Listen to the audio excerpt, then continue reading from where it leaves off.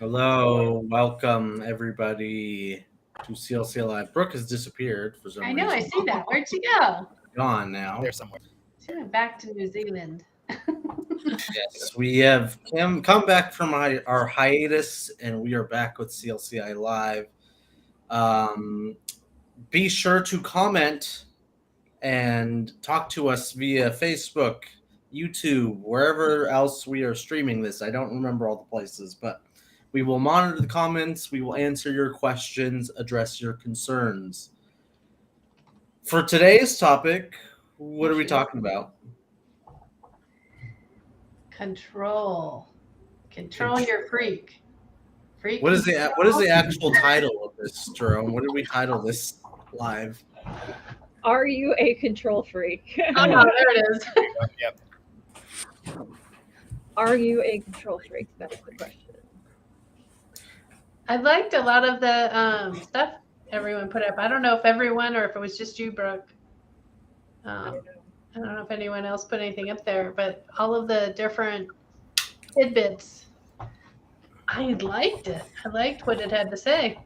So I think before we begin, I know we typically like dissect what control means and all of this stuff, but let's first assess who here are control freaks. Shall we?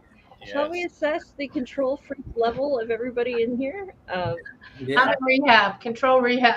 Thank you. Rehab. Yes. Me and Lisa are in rehab. Explain. Tell me more. Wait. Should we take the test? There's a quick. Yeah, no, that's what I'm going to do really quick. Okay, cool. What are you going to do? I'm just going to give you guys a test. Uh-oh. But in the meantime, if you could fill the space with something interesting, that'd be awesome. Is it like a verbal test, or is it a test you're sending to us? No, I'm going to just ask out loud, and you guys are going to raise your hand if it's yes. Okay. And put your hand down if it's no. Oh, Okay. got it. I can tell you an experience where I was being a control freak. I don't know. It came up to me just a few moments ago. I was with a friend, and they were going to a retreat. And the person running, accepting everybody, all the participants in, was like, could she go any more slow and be so disorganized? So what did I do? I went in and helped her. I gave everybody their papers. I gave them their pens. I made streamline this. That's just being helpful. That's not. That was being in control because the line was moving too slow. Okay, so are you guys ready for some questions? Some Yes. questions? And if y'all could keep track, I'd like for you to raise your hand when you if it's a yes, only for the yes. Raise hand if it's a yes. Okay. Do you help other people when they're driving? Tell them where to park, sort of backseat. Or do you ever backseat drive? Yes. Periodically. This is a funny question because the answer is no for me because I always choose to drive. Yeah, so I'm the driver. I'm as not well. in that situation because I'm a control freak and I need to drive the car. So then we'll just count that as a yes. Okay, Anthony, sure. we'll count. Or do you always insist on being the driver? Then that's a definite yes. I have like two hands in the air. Okay, so everyone but Brooke, you and Jerome said yes. I'm fine with not. I can just go with the flow in that space for the most Okay. part. Unless I feel like I'm gonna die, in which case I will say something. But I'm easily distracted, so it's better. I'm probably not behind the wheel. I'm totally fine. I feel like it's a responsibility. Yeah, What'd you say, Kyle?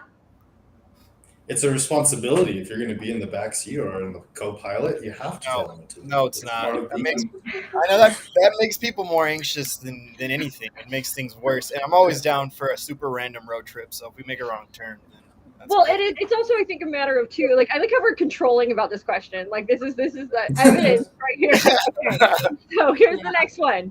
Do you always insist on being correct or right? So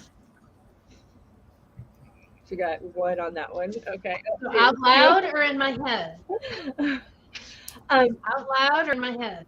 I mean, answer I think that it's out loud.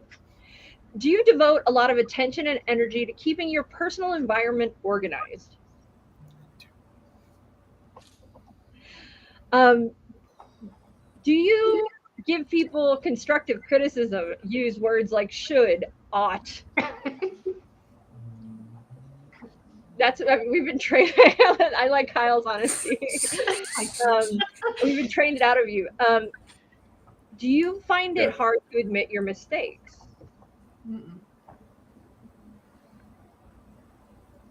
I don't make mistakes, but then That was coming. Do you have a lot of personal routines or rules or rituals that you have to do every day? I'm a yes on this one. This was a yes for me. It's what keeps me sane. And I keep going out of focus, which is annoying. Hold on one second. I'm being a control freak about my autofocus right now, so I can actually be in focus. There we go.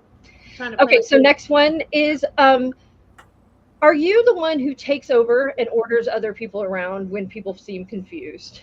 Yes. Yeah, I'll do that. I have to raise my hand on that one. Maybe two hands. Do you dislike depending on others or accepting help from them or allowing them to do things for you? Anthony is like 500 high fives right there. Do you overplan simple activities? Yeah. Birthdays. Birthdays. You should have seen what I had planned for Cambria's birthday last year. I was like, I got this. And we did one thing. Do you have the philosophy that rules are fun? No. Do you fight over the TV remote, or are you somebody who always has to hold the TV remote? I'm in control of the remote. And do you think other people, or do you think you do things better than other people? Yes.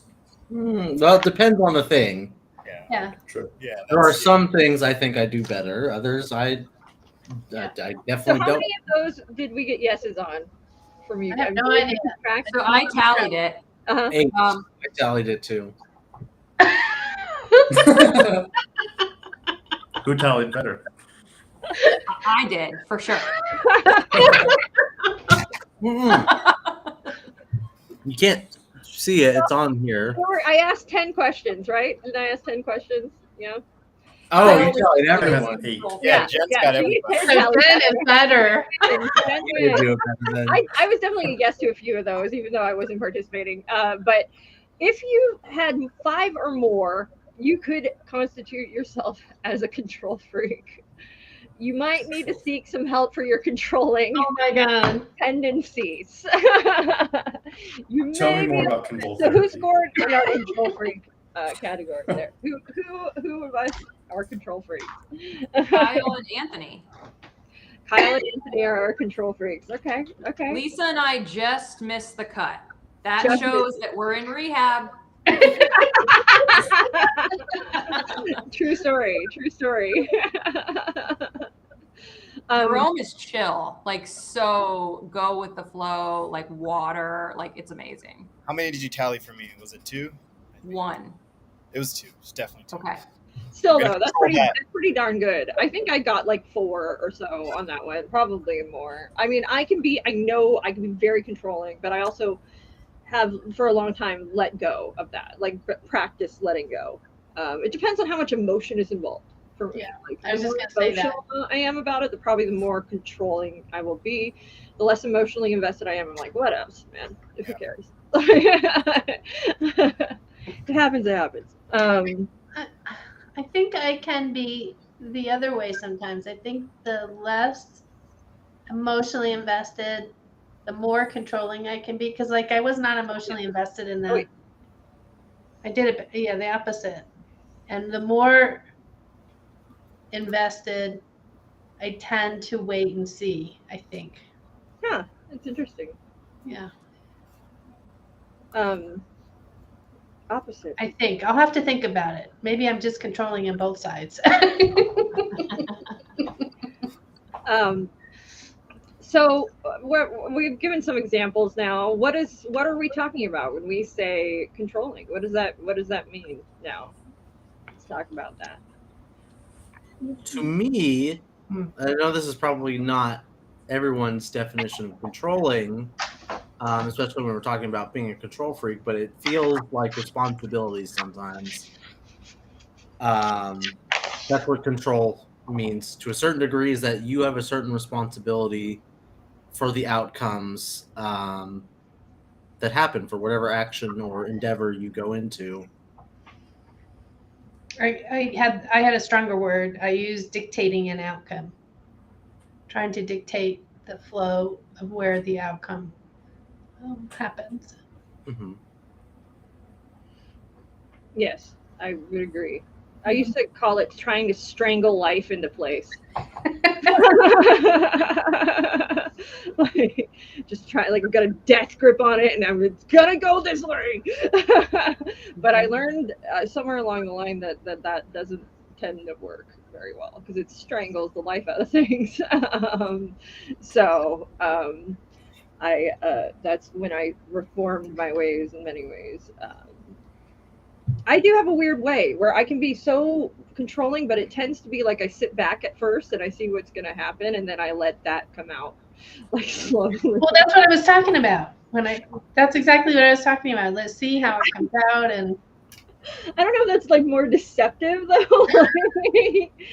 No, yes, I'll wait to show you how to control freak I can be. I can control my control freak. I just get you invested in this process, and then I'm going to come out and be a freak. No. So let's talk about how it can be. Let's talk about how it can be good, or maybe why we do this. Well, one of the things I think that people, maybe I could do because it helps me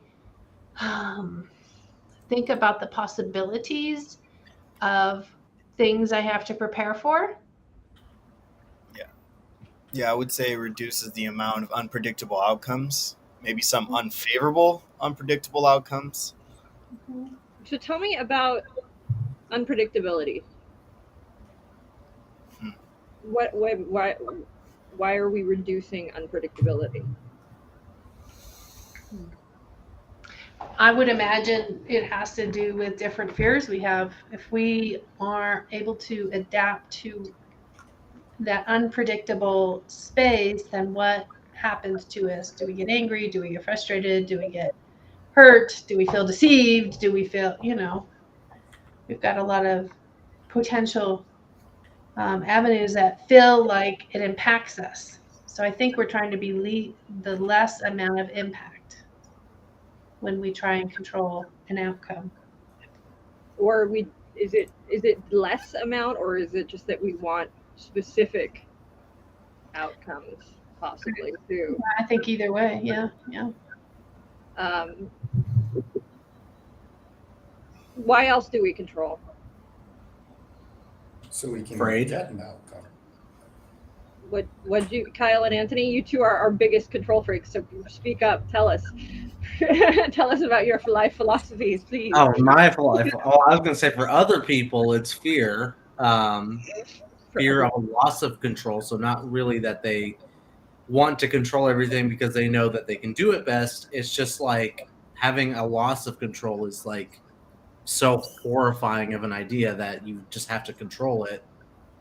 So unexpected things don't happen. I noticed you said for other people. Yeah, for other people. Okay. Yeah.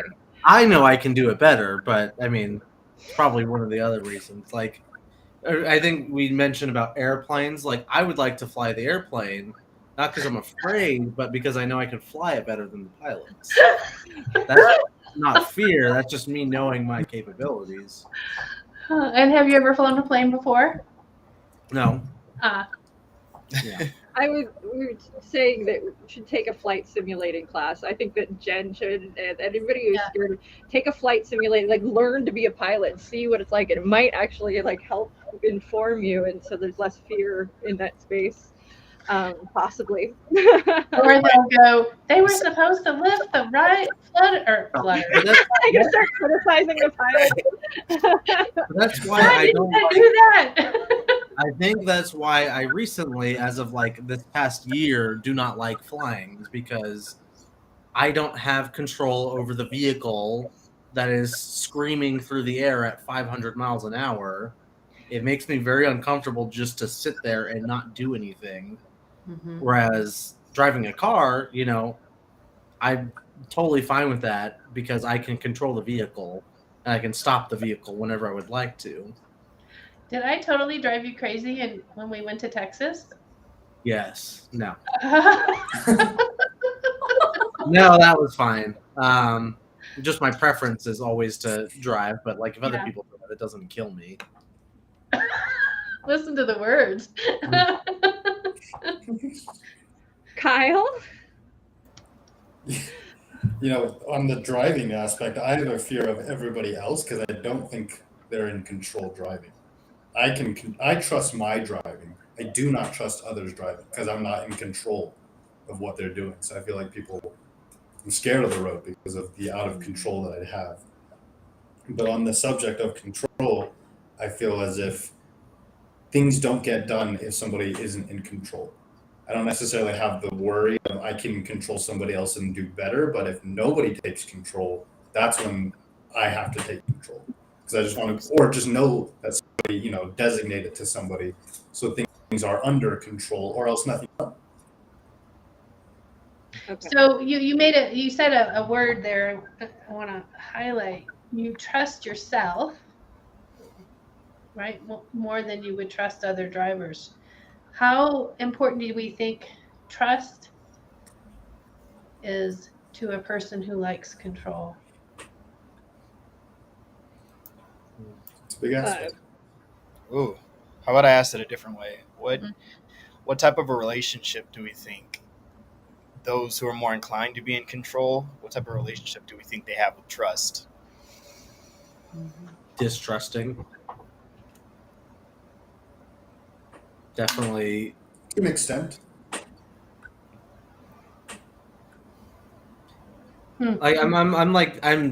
For some reason I'm comparing this to like control freaks to like micromanagers. I think we had a long time ago, maybe. Oh, That is definitely a symptom of control freakedness. Yeah. Lack of trust in other people to like get a job done or do things the correct, quote unquote, correct way. Like you always have to kind of be hovering in, checking in, making sure Right things there, are right. another symptom of control freakness, the correct way. It's not just get it done, but it's get it done the correct way. I'm just gonna keep going though, Anthony. Don't stop. But it's a lack of trust because in normal, I guess, if we're talking about work, normal work situations, you have a goal or an outcome or a task you expect someone else to do. Maybe it doesn't really matter how it gets done as long as it is done on time. Then you just trust the other people to get it done. Whereas the micromanager or the control freak, it needs to be there for every step, and possibly, or not possibly, they most likely do that to their own detriment or to the detriment of the people around them. With their control freakness, they waste their time and they waste other people's time trying to make sure things are done right when it would be better to just trust the other person and do your own stuff. Well, I mean, there's two prongs to that. It's about, first and foremost, making sure you have a team you can trust in place. That's a big part of that. Like that is, because a lot of micromanagers will tell you, well, I don't have anybody that can do it or knows how, or, well, then we turn to them, that micromanager, and we go, okay, well, whose fault is that? And how do we remedy that problem? I don't know if the micromanager is capable of trusting people like that.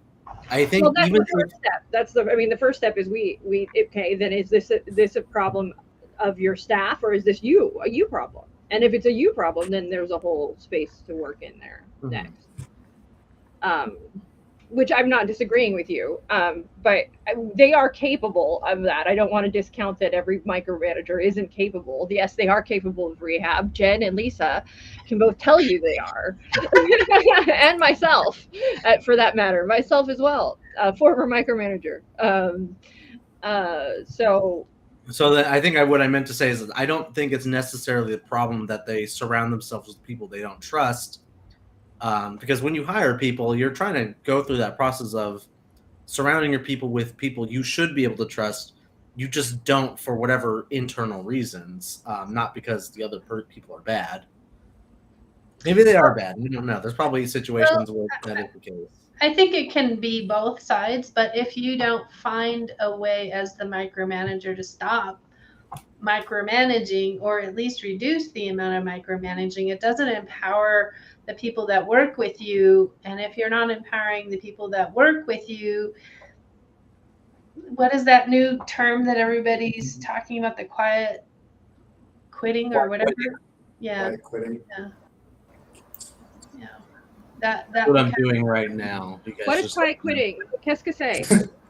So quiet quitting happens when you, like, let's say you're just an everyday average Joe Schmo worker. You just do the absolute bare minimum of your job to just, like, the way I think about it is when I worked at Amazon, we had our, like, quota of our number we're supposed to do. So let's say I'm supposed to, like, count 1,000 boxes a day.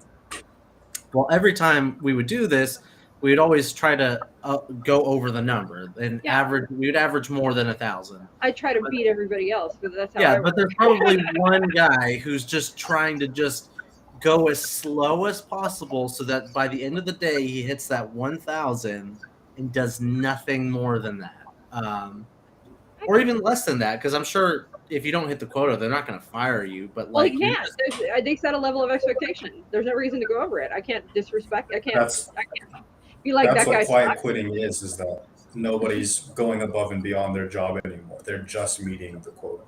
Mm-hmm. Okay. But like it has to be a change though, because if you're started out as a slacker and just continued on a slacker, that's not really quiet quitting. It's like if you were excelling and doing more at one point. Basically, their spirit has been broken. Like if they were like at some point somebody broke their spirit and they're like, I just do it enough to get by until I can get out of this place. It's pretty much, and then just waiting to get fired so you can collect unemployment. Wait, so they don't actually quit? No, they're just like, I'm going to do the bare minimum until I either get fired and I get to collect unemployment, or I find somewhere better and I get hired there. Like they're checked out. In the meantime, F these people. I am not doing more than I have to. Right. Well, I'm doing all I can. I work 9 to 5. I'm not working at 5:30. Right. Don't ask me to do something that's not in my job description, because I'm not getting paid for it. Yeah. When Which the mentality I I used to be like, okay. On some level, though, I can respect the don't ask me to do something more unless there's like a motivation to do more, right? Like if I see that, and that's where the quiet quitting comes in, is they're like, why would I when it's not going to be rewarded, right, kind of thing. Mm-hmm. So yeah, it's that glass ceiling. Like the moment you feel the glass ceiling, I went there, I've been there, where I was like, no, I'm not. What do I care anymore? Like this is as high as it's ever going to get for me. So I'm deuces. Right. So maybe to bring it back to control, maybe quiet quitting is an example of letting go of control to your benefit and to the. Someone's getting a call. Hello. So I guess to bring it to coaching, then how does control freakiness, come into the coaching space? Control freakiness. Yeah, control freakiness, they want to give advice, right? And all over the place we say, coaches, you're not giving advice. You're not giving advice from your perspective.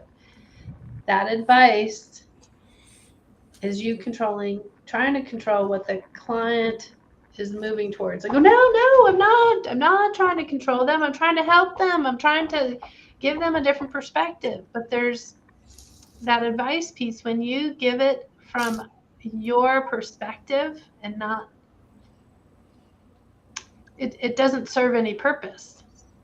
And so that's oftentimes where especially new coaches will come in, or coaches who haven't been trained will come in and think it's all about their advice. I mean, who are you? And I've asked this to many classes. Who are you without your advice? And some people, that's a very tough answer because they're not sure who they are without that advice. That's what everybody comes to me for. Are you sure? Could the advice giving though be a symptom of like a kind of worse thing, which is outcome dependence, where the coach? Oh, you beat me to it. Gotcha. The coach is dependent Jen was on. the inspiration for this. Like Jen was kind of the inspiration, not because she's a control freak, but because she had an because she had an aha moment where she was like, "Wait, that's me being invested in outcomes. Like that is me being a bit of a control freak because I want my client to be. Why isn't this client doing what they say they're going to do, being successful, doing that?" And it was a moment where she was like, "Oh, that's kind of me working harder than my client, being a little bit controlling of what's going on with my client, and being working harder than they are, pretty much, right?" Now, being outcome dependent isn't necessarily going to mean that you're a control freak. Like I pretty much expect my clients have some sort of dependence on their own outcomes because it's their process that they're going through. Doesn't mean they're going to be a control freak, but when you're a coach and you're outcome dependent, then you have a goal that you're trying to work towards and you're using your client to get towards that outcome. That's where advice giving can come in as one symptom of that. I said, but you just said something interesting to me. You said that like being outcome dependent doesn't necessarily mean you're going to be a control freak. I think that in a large way it does though, because all control freaks are trying to predict what the outcome is going to be. Like every control freak is like, I'm being controlling because I know X could happen, this will happen, this will, and it's literally them perseverating over potential outcomes and not at all being in the moment, not at all being in the process, but instead being hyper predicting what will happen and trying to control the outcomes. Isn't that kind of what we do with our clients though? Not like us to our clients, but isn't that the process that the client goes through where here's the goal and how are we trying to get there? And they're taking control of the aspects they can control and trying to move them towards that goal. Us, the coaches, we're not necessarily dependent on the outcome, but the client is working towards that. That doesn't make them a control freak, though. I would say the even better coach, though, gets the client to be good with whatever the outcome is. Like to be present in the process and to be prepared and cool with any possible outcome. Like whatever happens, I know I'm going to be okay. Yeah. That's like there's no outcome. Ding, ding, ding, ding, ding, ding, ding, ding, where we want our client. I mean, I don't know. That's fine. I mean, that is, I think that is part of it, but we have to start with an outcome and a goal first, right? Absolutely, yes. The client has to have some idea of like, what do they want the end result to look like? And then we're backtracking, trying to work towards that outcome. And if it doesn't happen, then, that's fine. Then we get to see if our client is a control freak or not, how they react to that. And then we help them with their control freakiness. Yeah. I think this is a new word, control freakiness. Like this is like it's something we should coin. Control freakiness. So yeah, I don't. Sorry, Anthony. If I could ask, so are you not doing your job as a coach if you're not reaching the outcome that you've set at the very beginning? If you have an agreement with your client and you've completely stirred the right way, there's no outcome whatsoever, have you done your job as a coach? Good question. Yes. I think yes, Lisa. And I think there's like once in a while, that's fine. But if you're like I'm trying to think of like, if you're like a career coach, for example, and your marketing is that like you will figure out, what you want to do with your job, you'll get hired, and consistently none of your clients ever gets hired, there's probably a big problem. But this is the thing. This is like every one of those coaches that are coaching other coaches, like that are like, hey, I'll get you. You're going to be making 9 figures. You're going to be doing all this stuff.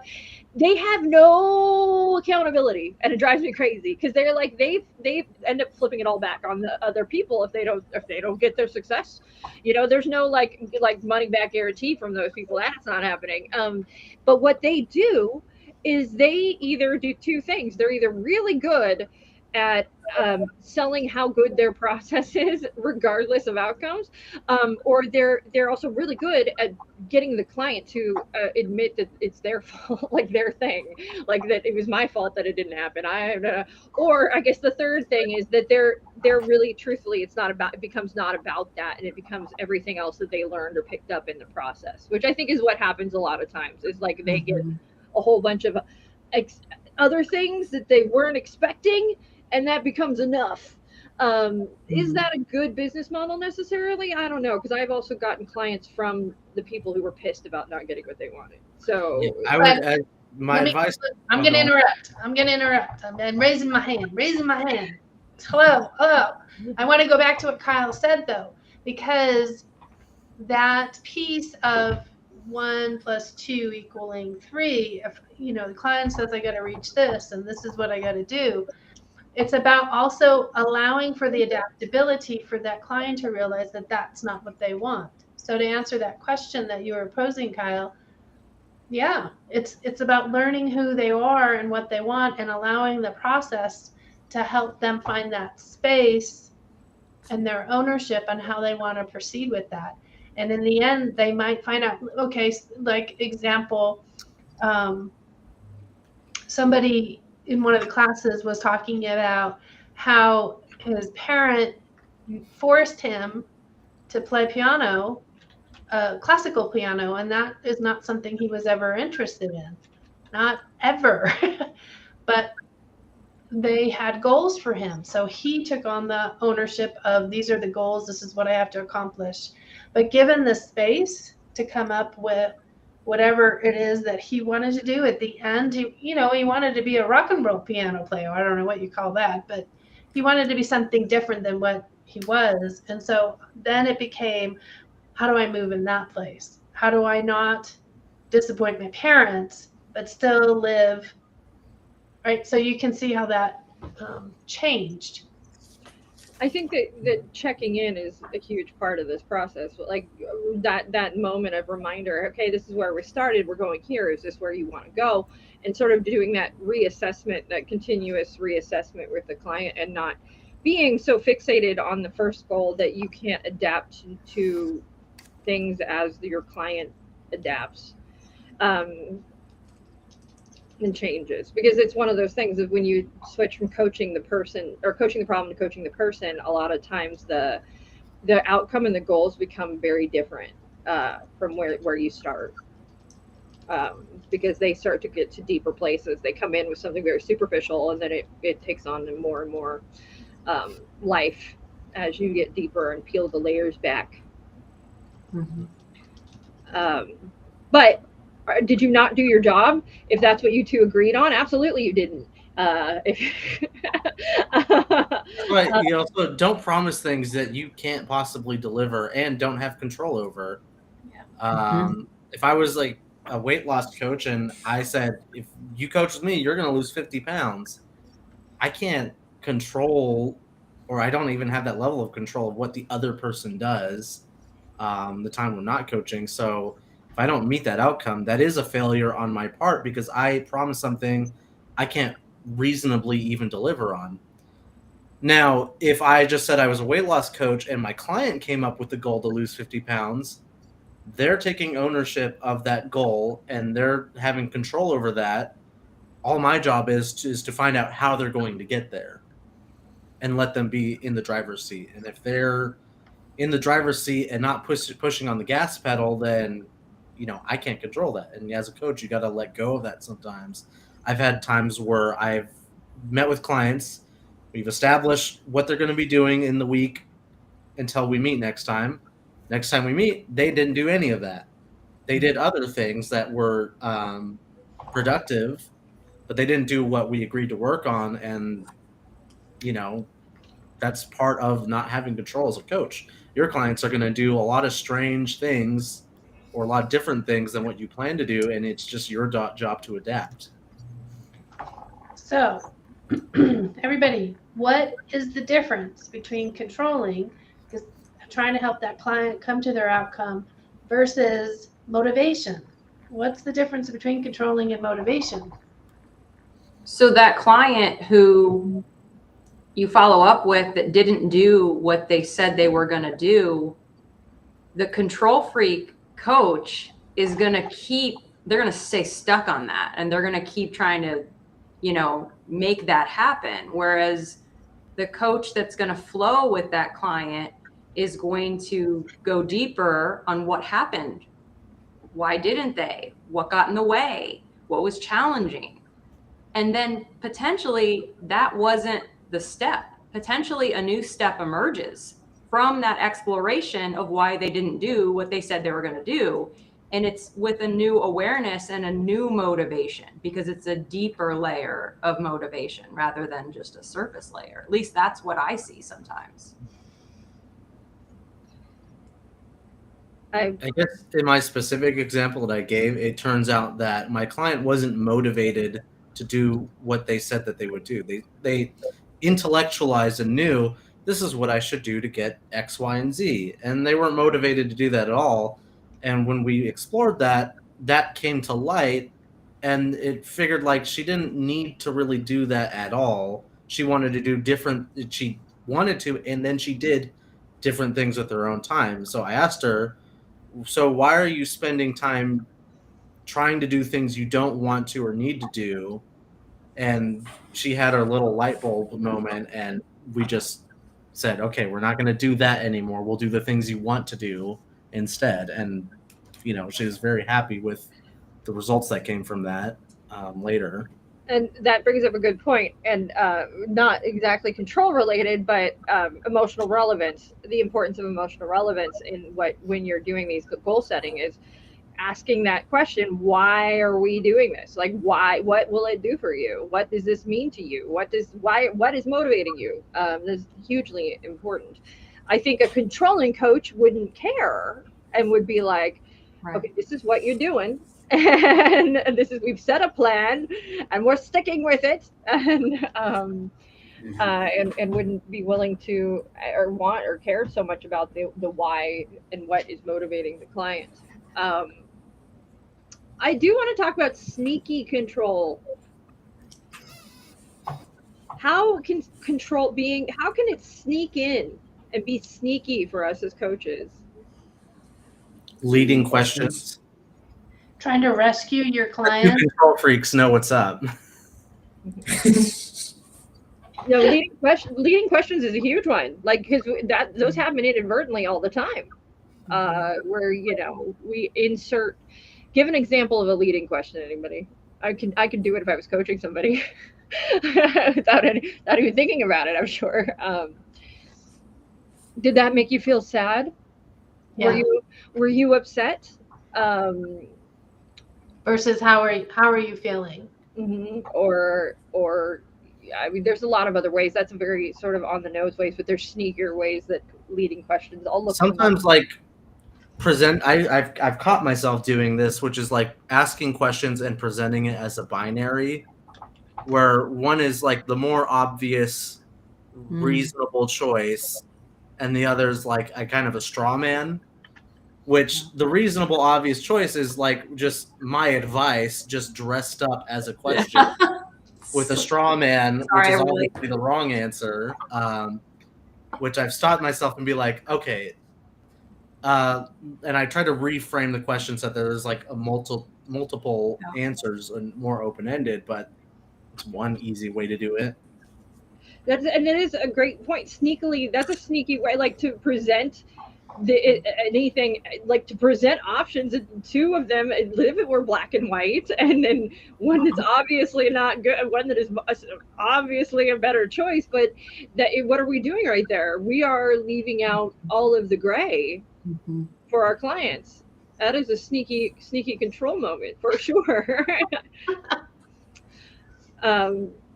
Good example. Like, do you want to apply for this job, or do you want to be a failure for the rest of your life? It's your choice. What do you want to do? You're the client. I think though that's another sneaky control moment is giving praise. Mhm.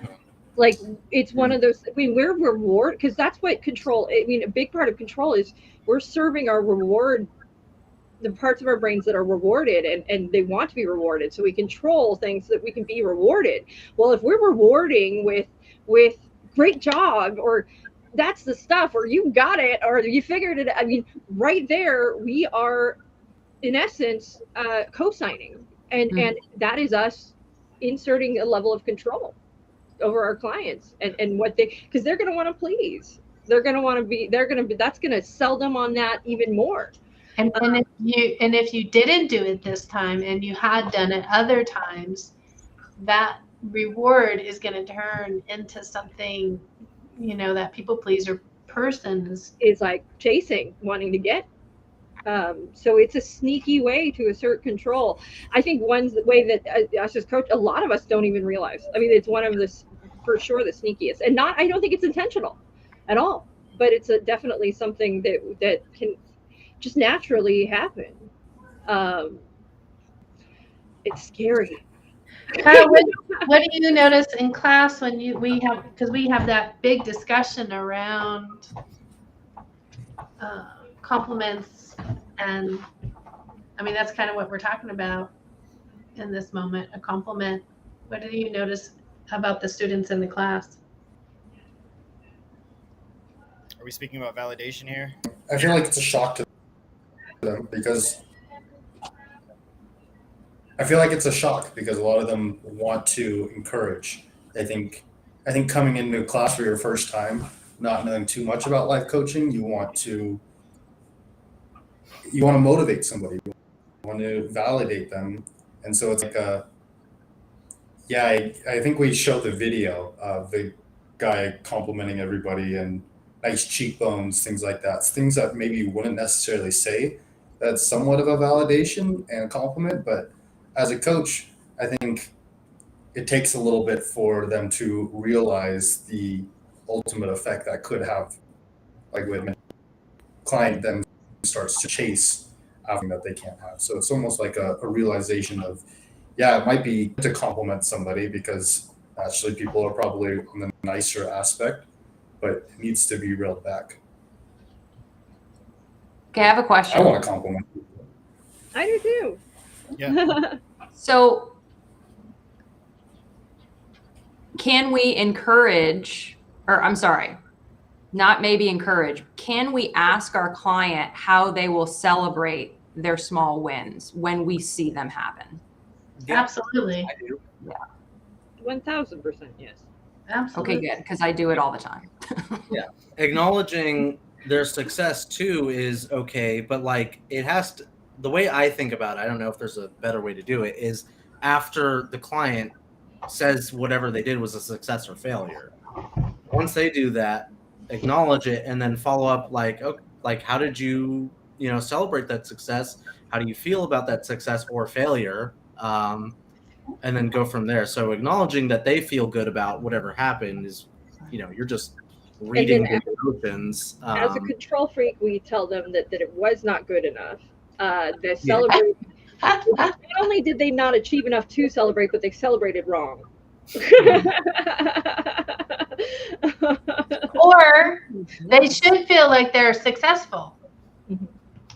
Right? You should feel successful. Now, here's another sneaky one.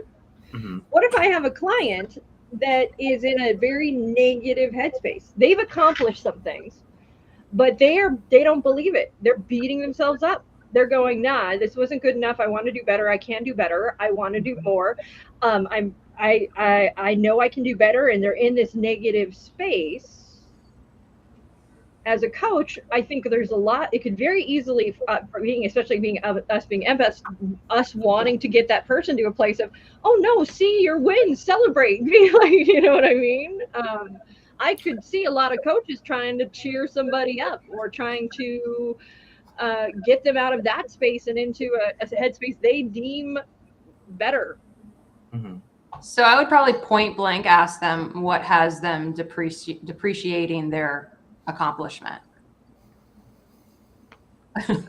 Is that wrong? I think that's I think that's a little sneaky, Jen, because there's an assumption in there that they haven't. If we're talking about appreciating and depreciating, that's like a value kind of based, Mhm. words that we're using. So Mhm. So the neutralize assumption that. that But they're like, at a certain value, and your assessment is they're depreciating it. you can do that, Jen, but I think you would have to frame it as an observation. You would have to say, Right. can I make an observation? Yeah.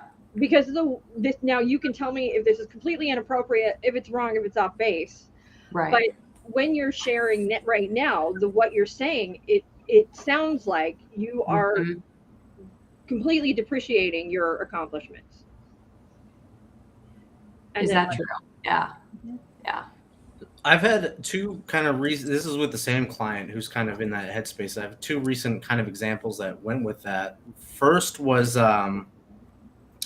were talking about good enough, where they were worried that like whatever they did wasn't good enough, even though they accomplished it, it's still not good enough. And my question was, okay, when is good enough?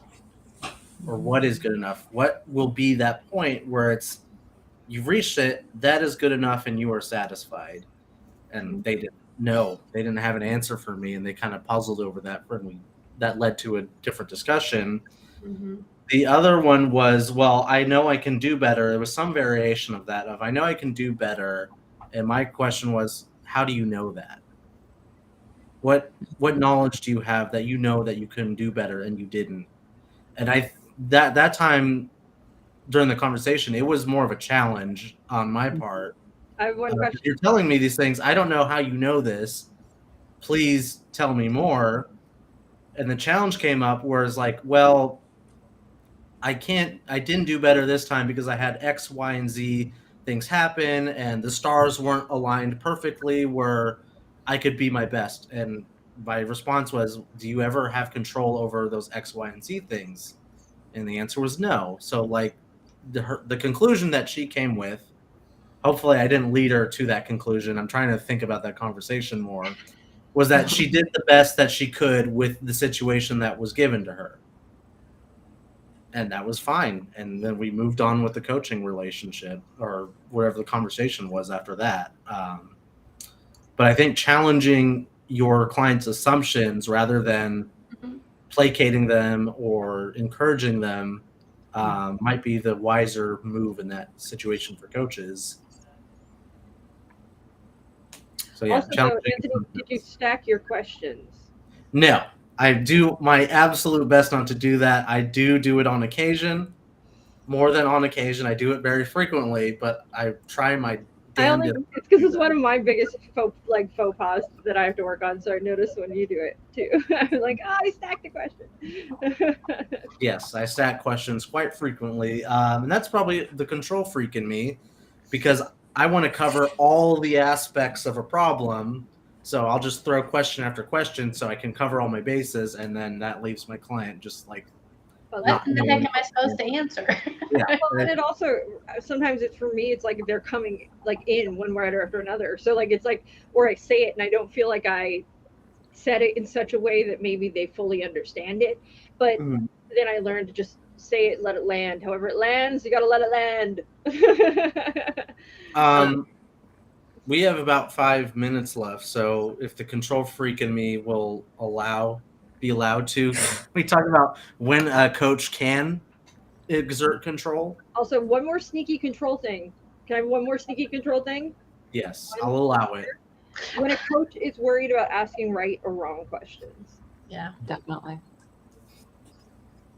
that's a control issue right there. Just let go. There's no right or wrong. Just be. It's there, and we have this. They're in the comparison place, Mm-hmm. comparing themselves with someone else that they've seen have great questions, as if they wouldn't have great questions themselves. The best listener has the best questions, always. So now, when can coaches be a little control freaky? Contract, Contract. payment, rescheduling, scheduling it all in general.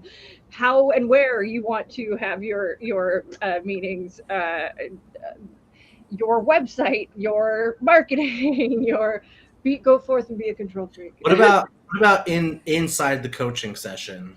So all that, let's say that's all taken care of externally. When you're sitting Coaching down with the agreement. client, You're monitoring time and Coaching agreement. Yeah. returning to the agreement, like Kyle said, we've got to always sort of circle back to whatever that initial agreement was. Controlling your personal body language, maybe controlling how you're exuding your energy. Those are things that are important.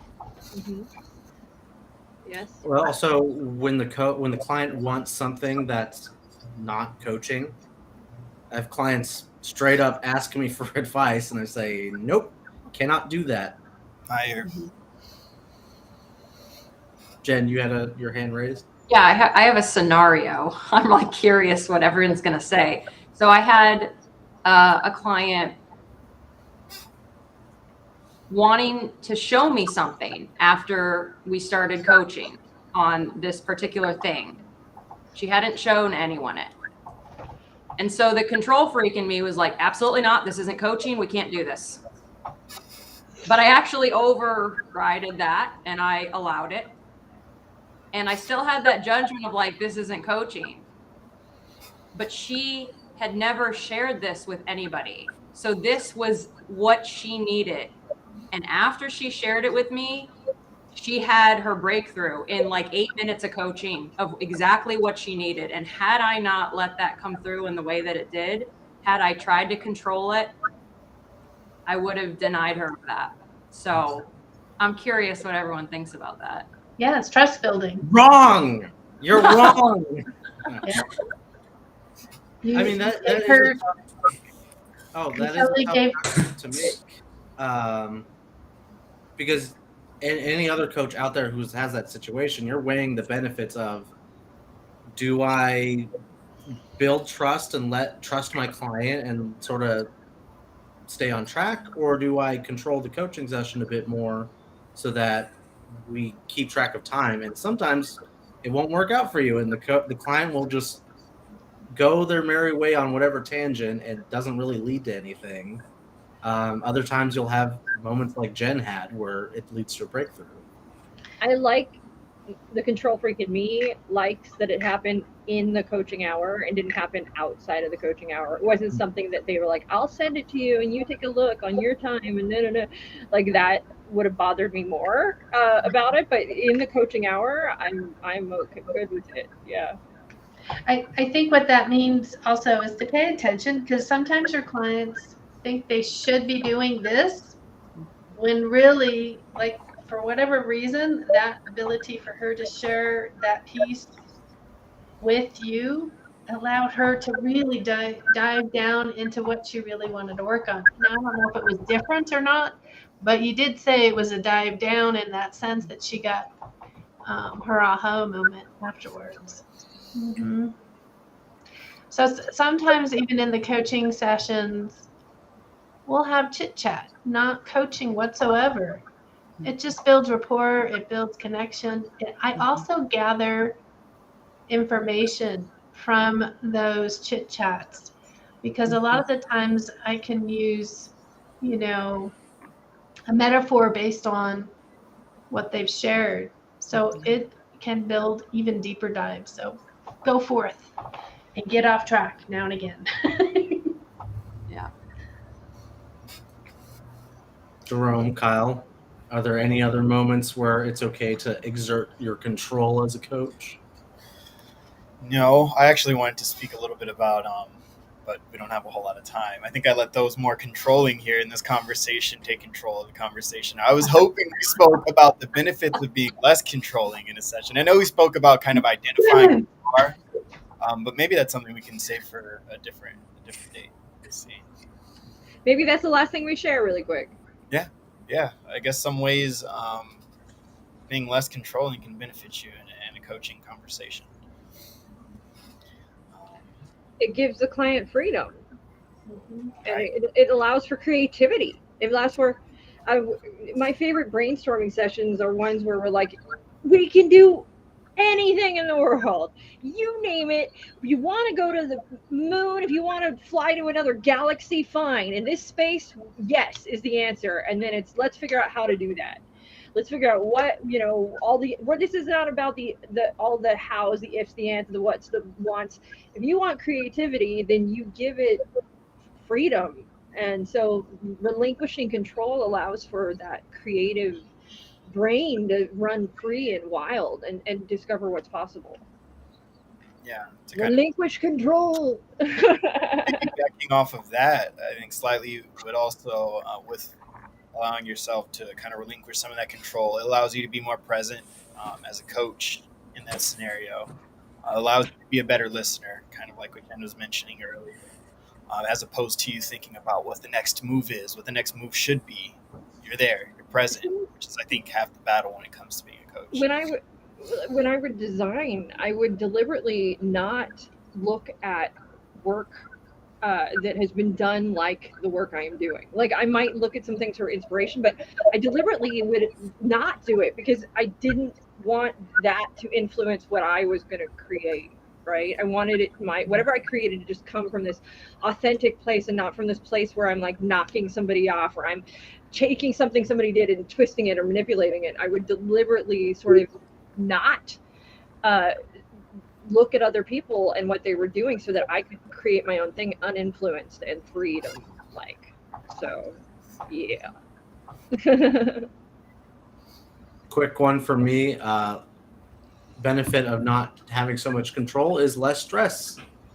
The session is just there on its own. You get through it, you get it done, and you don't have to think about it until the next session.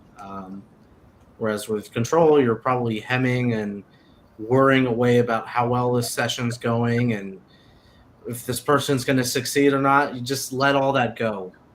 You can worry about other things in your life that are in your control. Yeah. And that works outside the session too. Like just letting that session be and not being attached to outcomes and what your client's success and failures. Unless you're doing mentor coaching and you're trying to get your ACC like I am, then you worry about your sessions all the time. Kyle? Oh, we cannot hear you. You're quiet. We can't hear you. Oh, He's no. lost control of his voice. I'll kind of I'll also piggyback off of what Anthony said. With that, you mentioned did you say there was less stress, right? That's what you said. Mm-hmm. Okay, so yeah, less stress. I think also that translates to more confidence in your coaching sessions. Mhm. And yeah, I think you're just a little less afraid as to what potential outcomes can be. I think those kind of all work with each other in presenting yourself as a confident coach in session. Jen? I think that there's an act of surrender that happens every time I coach. And it's like this full surrender to, I trust this process, and whatever comes from this process is meant to happen.